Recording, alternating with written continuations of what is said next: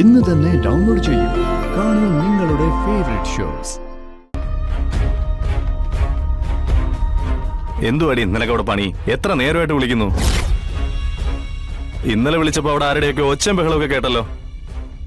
അതുകൊണ്ടെന്നാ ഇപ്പൊ നിനക്ക് ശബ്ദമില്ലേ? ശബ്ദം അവൾക്കില്ല, എനിക്കുണ്ട്.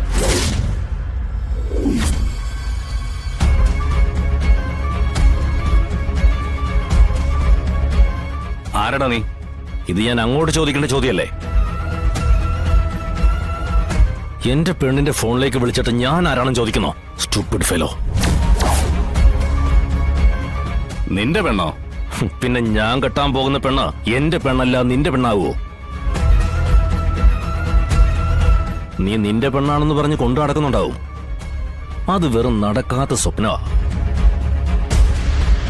അതൊന്നും നിന്നെ അറിയിക്കാൻ വേണ്ടിട്ടാ ഈ ഡേവിസിന്റെ വരവും. ഓ, അങ്ങനെയാണോ? അതെ.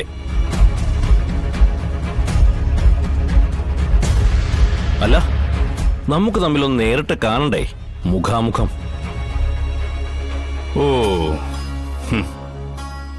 നിനക്ക് വാങ്ങിച്ചു കൂട്ടാൻ ധൃതിയായെങ്കിൽ ഞാനായിട്ട് എന്തിനാ തടസ്സം നിൽക്കുന്നേ?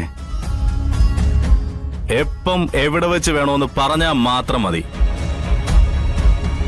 തരാനും വീട്ടിൽ കൊണ്ടുപോയി പരിചരിക്കാനും പാകത്തിന് എന്തെങ്കിലുമൊക്കെ ഒപ്പിച്ചു തരാൻ എനിക്ക് കഴിഞ്ഞേക്കും. അത് പക്ഷേ ഡെയ്സിയുടെ അടുത്തല്ല, അവളെ വിട്ടുപിടി. നിനക്ക് കാണാനത്ര മോഹമായിട്ട് നിൽക്കല്ലേ? കാണേണ്ട സ്ഥലം മാത്രം പറഞ്ഞാ മതി. അത് നല്ലൊരു മുഹൂർത്ത.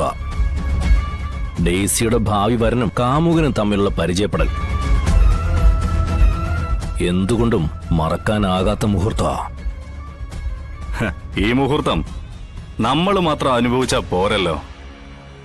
നടു റോഡിലേക്ക് ഇറങ്ങി നാട്ടുകാർക്ക് നല്ലൊരു കാഴ്ച കൂടി ഒരുക്കണ്ടേ? അതല്ലേ ഇമാതിരി പരിപാടിയുടെ ഒരു ഹൈലൈറ്റ്. അതിനെന്താ, ഞാനൊരുക്കുക.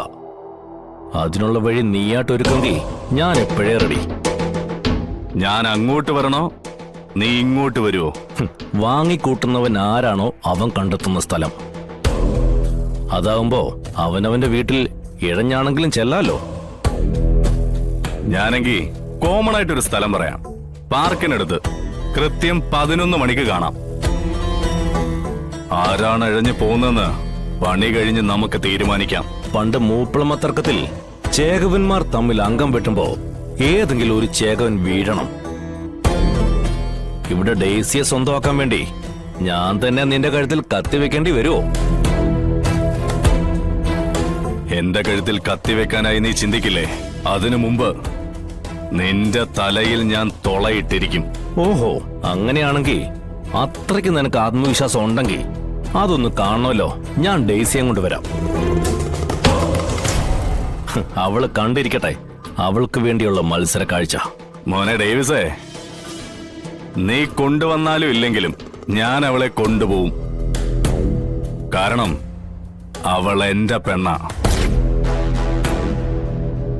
ഇന്നലെ വന്ന ഈ ചാറ്റൽ മഴ കൊണ്ടാലൊന്നും അവൾക്കൊരു പനിയുടെ ലക്ഷണവും ഉണ്ടാവത്തില്ല.